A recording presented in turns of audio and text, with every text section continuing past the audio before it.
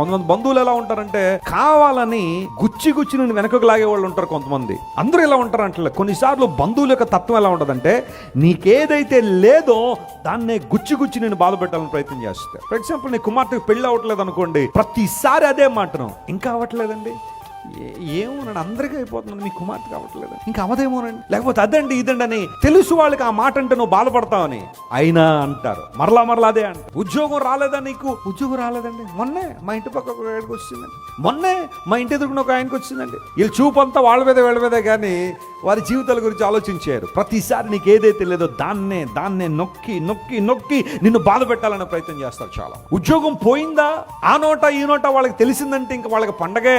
అవసరం లేకపోయిన ఇంటికి వచ్చి, అయ్యో ఉద్యోగం పోయిందా, లోపలంతా భరతనాట్యం. ఎప్పుడు ఏ నాట్యం? తూర్పు నుండి పడవరకు భరతనాట్యం లోపల, బయట మాత్రం అయ్యో ఉద్యోగం పోయిందా అండి. ఎంతో మంది నీ యొక్క అభివృద్ధిని కోరుకోలేని వాళ్ళు చాలా మంది.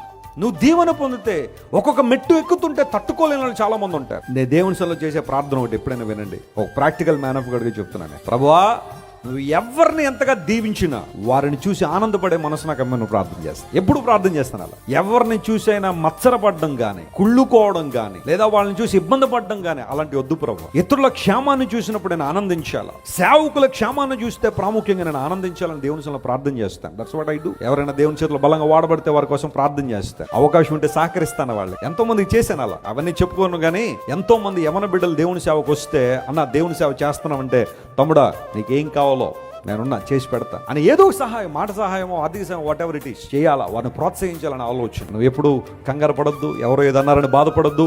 మనుషుల ఒపీనియన్స్, మనుషులకి ఇంప్రెషన్స్, మనుషులకి వ్యాలిడేషన్ ఎప్పుడూ కూడా నీ యొక్క పురోగవృద్ధికి బాటలు కాదు. దేవుని యొక్క మాటలు, ఆయన చిత్తము, ఆయన ఉద్దేశము, ఆయన యోచన నిన్ను దీవెనకరమైన స్థలంలో నిలబడుతుంది. నమ్మిన వారి గట్టిగా చప్పట్లు కొట్టి దేవుని మహిమపరచండి. This is a wonderful time to praise God. He is the one who blesses you and takes away all the curse from your life.